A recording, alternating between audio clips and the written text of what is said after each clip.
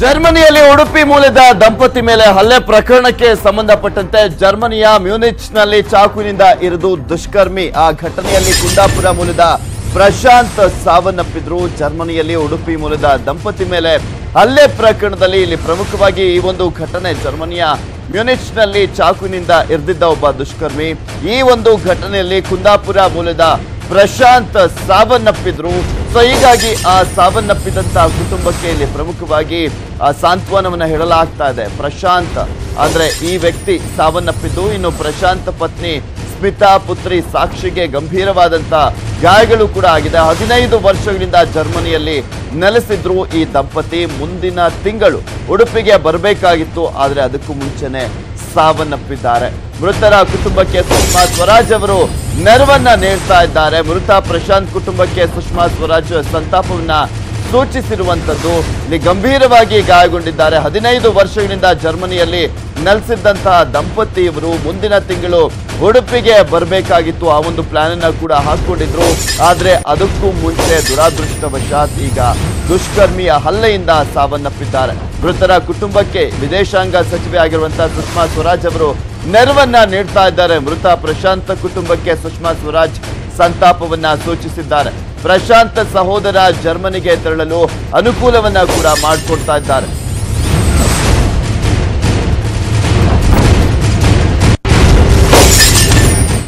ಹದಿನೈದು ವರ್ಷಗಳಿಂದ ಜರ್ಮನಿಯಲ್ಲಿ ವಾಸವಿದ್ರು ಪ್ರಶಾಂತ್ ಅವರು. ಕಳೆದ ವರ್ಷವಷ್ಟೇ ಜರ್ಮನಿಯ ಪೌರತ್ವ ಕೂಡ ಸಿಕ್ಕಿತ್ತು.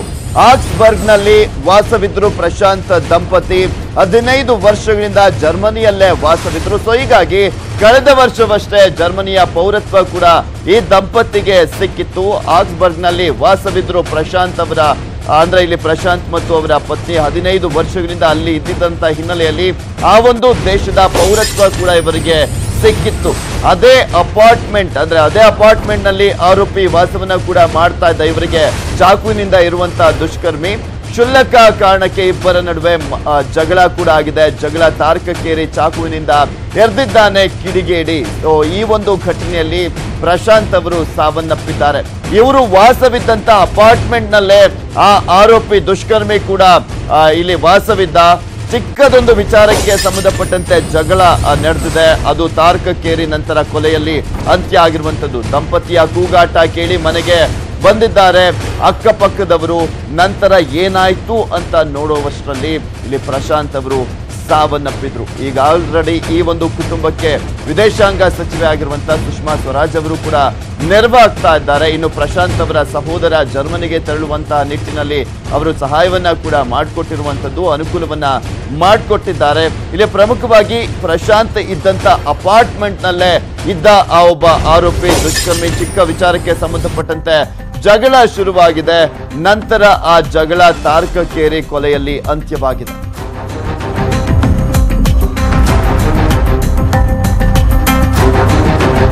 ನೋಡ್ತಾ ಇದ್ವಿ ಜರ್ಮನಿಯಲ್ಲಿ ನಮ್ಮ ಉಡುಪಿ ಜಿಲ್ಲೆಯ ಪ್ರಶಾಂತ್ ಎಂಬುವರು ಸಾವನ್ನಪ್ಪಿರುವಂತದ್ದು. ಅವರ ಪತ್ನಿ ಮತ್ತು ಮಗಳಿಗೂ ಕೂಡ ಗಂಭೀರವಾದಂತಹ ಗಾಯಗಳಾಗಿದೆ. ಇದೆಲ್ಲದರ ಬಗ್ಗೆ ಸಂಪೂರ್ಣವಾದಂತಹ ಮಾಹಿತಿಯನ್ನ ನೀಡ್ತಾರೆ ನಮ್ಮ ಪ್ರತಿನಿಧಿ ಕಿರಣ್. ಕಿರಣ್, ಉಡುಪಿಯ ಅವರ ಮನೆಯಲ್ಲಿ ಯಾವ ರೀತಿಯಾದಂತಹ ಒಂದು ಆಕ್ರಂದನ ಮುಗಿಲು ಮುಟ್ಟಿದೆ, ಮತ್ತೆ ವಾಟ್ ನೆಕ್ಸ್ಟ್ ಅಂತ?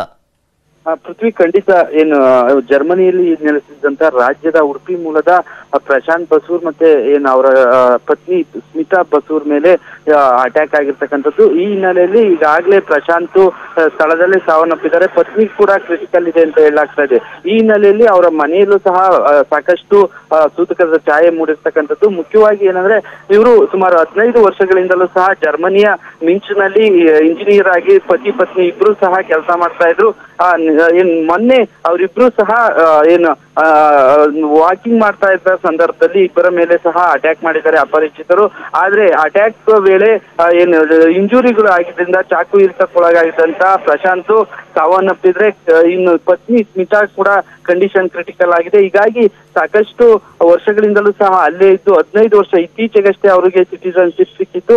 ಈ ಮೆಕ್ಯಾನಿಕ್ ಇಂಜಿನಿಯರ್ ಆಗಿ ಇಬ್ರು ಸಹ ಕೆಲಸ ಮಾಡ್ತಾ ಇದ್ರು. ಈ ಹಿನ್ನೆಲೆಯಲ್ಲಿ ಈಗಾಗಲೇ ಕುಟುಂಬಸ್ಥರನ್ನ ವಿದೇಶಾಂಗ ಸಚಿವಾಲಯ ಕೂಡ ಸಂಪರ್ಕಿಸಿದ್ದು ಅವರ ಸುಷ್ಮಾ ಸ್ವರಾಜ್ ಕೂಡ ವಿದೇಶಾಂಗ ಸಚಿವೆ ಸುಷ್ಮಾ ಸ್ವರಾಜ್ ಕೂಡ ಟ್ವಿಟರ್ ನಲ್ಲಿ ಟ್ವೀಟ್ ಮಾಡಿದ್ದಾರೆ. ಏನು ಪ್ರಶಾಂತ್ ಕುಟುಂಬಕ್ಕೆ ಸಂಬಂಧಿಸಿದಂತ ಯಾವುದೇ ಸಹಾಯ ಬೇಕಾದ್ರೂ ನಾವು ಮಾಡ್ತೀವಿ, ಅವರ ಬ್ರದರ್ ಅನ್ನ ಜರ್ಮನಿಗೆ ಕಳಿಸೋ ವ್ಯವಸ್ಥೆಯನ್ನು ಕೂಡ ಮಾಡ್ತೀವಿ ಇನ್ನು ಟ್ವೀಟ್ ಮಾಡೋ ಮೂಲಕ ಅವ್ರಿಗೆ ಅವರ ಶೋಕಕ್ಕೆ ಅವರ ದುಃಖಕ್ಕೆ ಶಕ್ತಿ ತುಂಬಿರ್ತಕ್ಕಂಥದ್ದು. ಓಕೆ, ಥ್ಯಾಂಕ್ ಯು ಕಿರಣ್ ನಿಮ್ಮೆಲ್ಲ ಡೀಟೇಲ್ಸ್ಗಾಗಿ.